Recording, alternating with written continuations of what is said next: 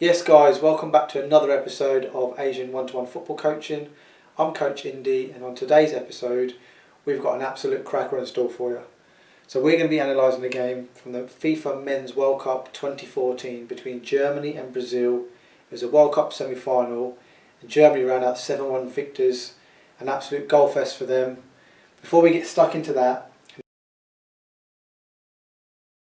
need you all to hit the subscribe button, leave a like and leave some comments as well. So in terms of both teams' form, both teams have played 5, won 4 and lost 0. So you expected the form again to be really good if you're in the semi-final of World Cup. In terms of the managers and the lineups, Joachim Löw was the manager of Germany. He already had been the manager through another World Cup, so they've given them another opportunity to try and do something in this World Cup. And Philip Scolari was the manager of Brazil. He's a Brazilian manager, and I think he was very much a fan's favourite over there as well. In terms of the lineups themselves, so we'll start off with Brazil. So they started off in a formation of a 1-4-2-3-1 formation. The starting lineup was Julio Cesar in goal. Right back was Macon. Two centre halves we had David Luiz and Dante, and then Marcelo as left back. Two in midfield as a double pivot, we had Luis Gustavo and we had Fernandinho. Three behind the striker we had Hulk, Oscar and Bernard, and then a lone striker of Fred. A couple of things to note here as well. Brazil weren't at full strength. They had a couple of key players missing, probably their two most influential players in that team. So the first one to note as well was the captain Thiago Silva. So normally Dante wouldn't play and Thiago Silva would. So he picked up a second yellow card in the quarter-final match against Colombia. So through suspension he misses out on this game. And then the other one, probably the X-Factor player they had, which was Neymar. And Neymar picked up an injury against Colombia as well. He injured a vertebrae in his back. So he was going to miss the rest of the tournament anyway, so he was a massive loss for them. The two players that come in were Dante and Bernard, who played a little bit in the World Cup already, but not huge amounts. In terms of Germany, they were at full strength. They had no players missing, they had no players out for injury that were missing on the bench as well, so they had a really strong team. So they had, the formation was a 1-4, they played with 3 in midfield, and then 3 up front as well, or 2 wide players and then 1 striker. They had Manuel Neuer in goal, Philipp Lahm, Matt Hummels and Boateng as the 2 centre halves, and then, forgive my pronunciation, I think his name is Haldez, left back. 3 in midfield, more as a single pivot was Bastian Schweinsteiger. 2 in front of them were Khedira and Toni Kroos, and then on the right hand side Thomas Müller, on the left hand side Mesut Ozil and Klose as a striker. So Brazil 2 players missing, Germany at full strength. Let's get stuck into the game. So in terms of the game itself, first key moment and strategy, one from Brazil, one from Germany. So first thing with Brazil, they played really advanced. So this is Brazil here in the lime or green colour. They played really high. And you expect Brazil, because everyone associates Brazilian football with sort of flair and creativity and imagination and beautiful football, sexy football on the eye. So you expect them to play really sort of extravagant and really attacking football. But the big thing that I noticed was number 3, Marcelo, and he played really advanced. He almost had license to roam down that left hand side by himself, which was nothing new in this game for Brazil. It was something they did in every other game, and something that Marcelo does for Real Madrid as well, particularly in this moment in 2014. He played really advanced, and a couple of things to note with that as well. By him doing that, his teammate at Real Madrid was Cristiano Ronaldo. He's a right-footed player, likes drifting inside, likes to get in central areas and taking strikes from on the angle. So that leaves him the space to attack and be really advanced. And the same with Brazil. So Neymar would have played in that position there. Obviously today it's Bernard. So that's very much a tactic that Brazil used in the World Cup, not just in the semi-final but throughout the tournament. And up to this stage it worked. They weren't left exposed, or the opposition wasn't good enough to exploit the missing spaces or the deficiencies within this strategy. The other thing to note as well with Marcelo, and this will be a really common theme throughout this tactics ball, because I touched on it earlier about two players against each other, and this is where it starts off.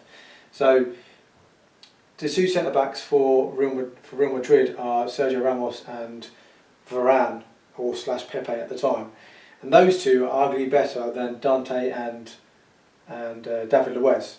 So straight away, when Marcelo plays like this for Real Madrid, if they do get hit on the counter and he doesn't get back in time, Sergio Ramos probably during that sort of period was probably the best centre half in the world for 2 or 3 years around that period. So he had no problems of dealing 1v1 situations. Same with Pepe, really athletic centre half. He could deal with that, or Varane.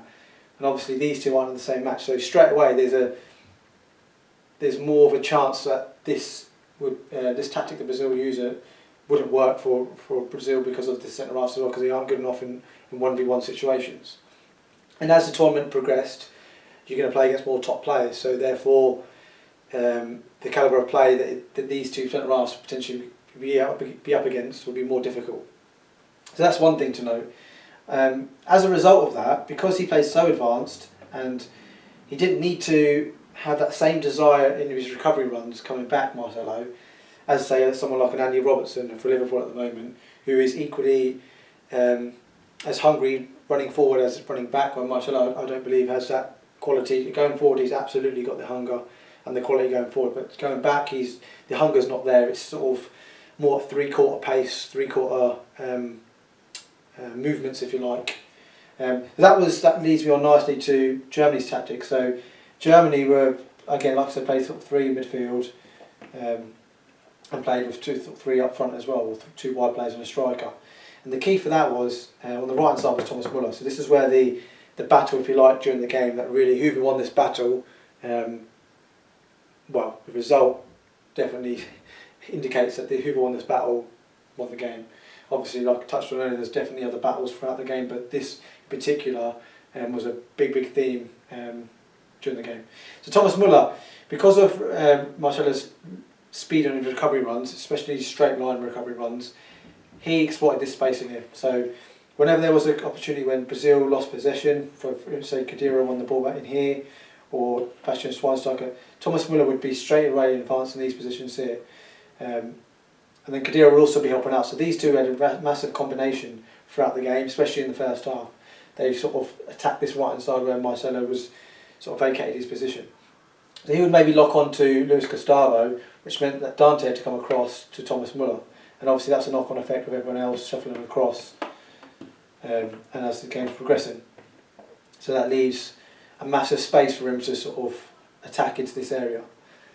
Now, with Thomas Müller, he had a brilliant semi-final. He was top in most dribbles made. As you know, if there's plenty of space there, if you give him the ball, he's going to exploit that space. So he made the most dribbles.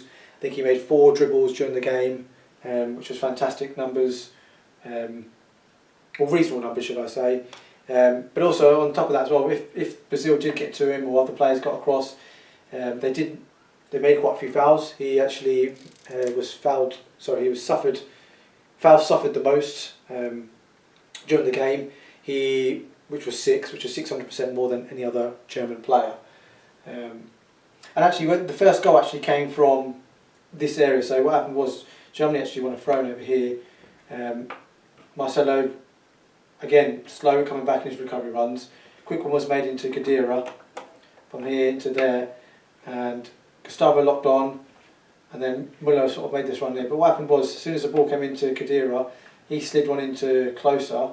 Marcelo should be sprinting back. He doesn't get back in as quick as he should do, and then that ball's played into that space here for Thomas Müller to get into. Now, as everyone's sort of retreating back and everyone's sort of pushing up the pitch, just move these over slightly. Although Müller gets the ball in this position here, he doesn't actually. No goal comes from this phase of play. It gets blocked and actually goes for a corner. But at this stage here, this is where the first goal actually came from. So Brazil win the corner. First thing to note on the corner was actually it was quite a clever movement and passage of play within the box. So all it was a simple outswinging corner come in. David Luiz was marking Thomas Müller. Closer had someone marking him, but all he did was as soon as the corner was about to be taken, and Müller makes his movement. Closer just steps into David Luiz's path, blocks him off, creates a space for Müller at the far post. He volleys it into a fairly central area, but too much pace and power on the ball for Julio César to save. So that's 1-0 already. But that was early signs already. That was after sort of 10-11 minutes. That passage of play could lead to something more for Germany, and it did turn out to be a lot more. With Marcelo, he's, like I touched on earlier, he's very advanced. He loves dominating that left-hand side. He actually made the most shots for Brazil joint second most shots in the game for Brazil, with 3 shots, which was brilliant on his behalf going forward. But like I said, going out of possession, he wasn't as good, nowhere near as good. So Thomas Müller effectively won this battle throughout the game. So goals 2, 3 and 4 all come from this side, not necessarily directly as an assist from Müller, but the space was exploited, and there was times when Mesut Ozil would be interested. It's almost like it was a tactic from Germany that they wasn't going to really use this space over here. Ozil being a left-sided player on the left-hand side, but he's not necessarily a player who likes to touch the whites. He came over here quite a few times and made sort of combination plays with Thomas Müller and created an overload which forced everyone to come over in this area, which was again probably a very smart decision from Joachim Löw, the Germany manager. So that was another common theme as well, sort of Khedira and Ozil joining in with Thomas Müller, allowing Klose to sort of pin the 2 centre-halves, or at least one of the centre-halves inside the box. So another tactic that Germany used during the game was full lock press. So as you can see here, you've got Schweinsteiger locked onto Oscar, Ozil on Macon, Kroos onto Fernandinho, Khedira on Luis Gustavo, and you've got Thomas Müller not quite locked onto Marcelo, but he's in position and a half, so he can do that one in there, and he can also do that one in there. But the risk and reward is very, very good here. So if Germany do win the ball, he's in a very advanced position and he can go and help the opposition. So they can almost allow him to sort of be in that position and a half. And then Klose would be just on the opposite centre back who hasn't got the ball. So straight away, what Brazil like to do, they like to play sort of between the 2 centre halves, get the fullbacks involved. They might even play into midfield. They can get on the half turn and they can play from there. Or they might go straight into Oscar and try and play between the lines in here. But because they were fully locked and they denied them all the passing lanes, it was very difficult for Brazil to do that. So what they effectively did, they started to go long. They started going long towards Hulk in particular, and even Fred. And if you straight away when you go ball in the air with these types of plays, so you've got Hulk versus Haldez, and you've got Fred versus Hummels and Boateng. So in this battle here, it massively favours the 2 centre halves.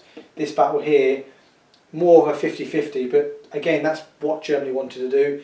As soon as a long ball goes into it, into an advanced player, unless you're someone like Peter Crouch or Fellaini, who you're more of an expert at bringing the ball down or flicking the ball on, etc., becomes a 50-50, becomes a fight ball. And Brazil did that many times in the first half in particular and had no success from it. So from Germany's point of view, they were spot on in terms of that tactic, going full lock press, and it worked. And actually one of the goals came from this position. I think it might have been goal 3 or 4. So David Luiz has a ball in here, he plays into Dante, Dante plays into Fernandinho. And at this stage, Kroos isn't full lock, but because Fernandinho dwells on the ball, he nicks it from him. And straight away in this position here, he plays a 1-2 because with David Luiz is forced to come out. He plays 1-2 with Kroos, Klose. He continues his run, sweaty goal, knocks it square, and then scores a side-footed goal to the goal. And that was at 3/4-0, and effectively after 35 minutes or so, the game was actually done. The game was done, and Brazil playing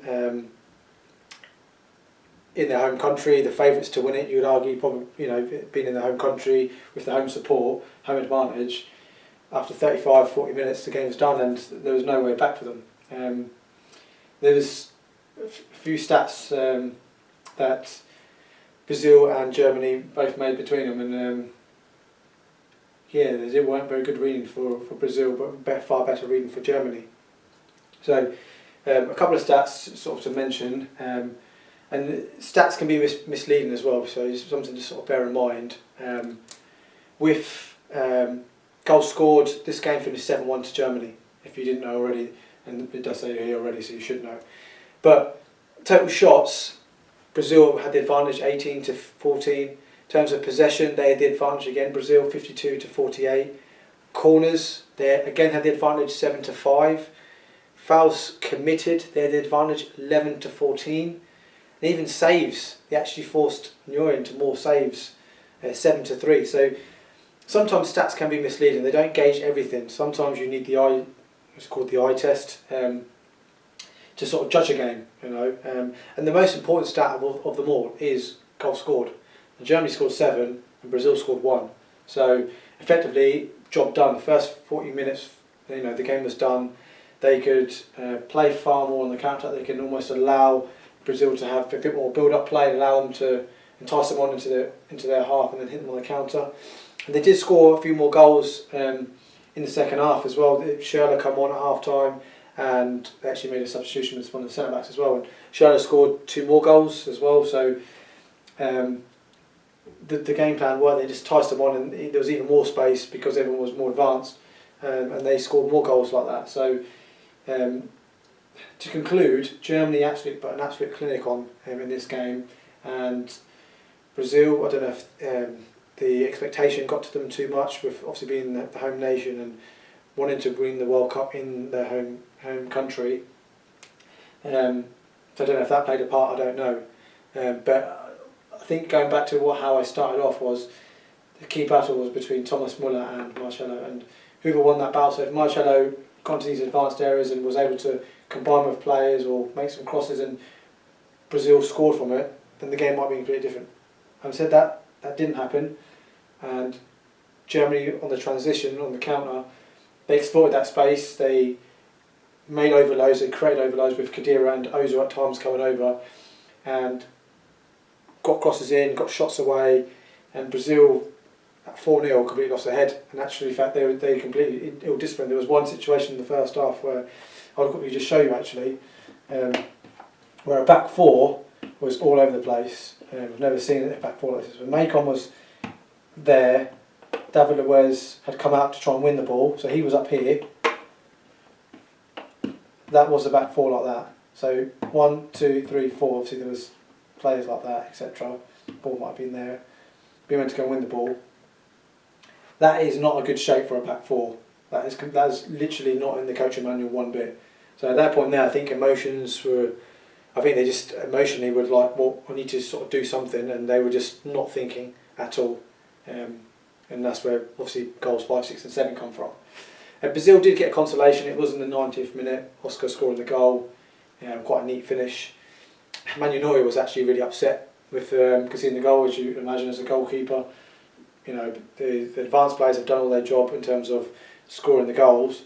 So the equivalent for that is, for a goalkeeper, and even centre halves and defenders as well, is having a clean sheet. And he was rather annoyed. You could see with his disappointment after they scored that he was really disappointed. It was in stoppage time as well, so that was a disappointing sort of note to finish on for Germany.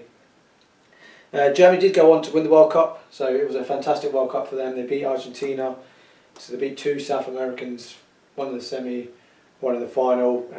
They won 1-0 in extra time. I think Mario Götze scored the goal. So that was a fantastic result for Germany. Obviously Brazil on the back of that, a few home truths and a few question marks over maybe the manager and the personnel going forward. Did they need to change players? Did they need to overhaul the squad? Did they need younger players in? There's lots of question marks over them as well. So guys, that actually concludes another episode of Asian One-to-One Football Coaching Analysis and Tactics Board Session. Again, drop a like, leave a comment, subscribe to the channel, and we'll see everyone on the next episode.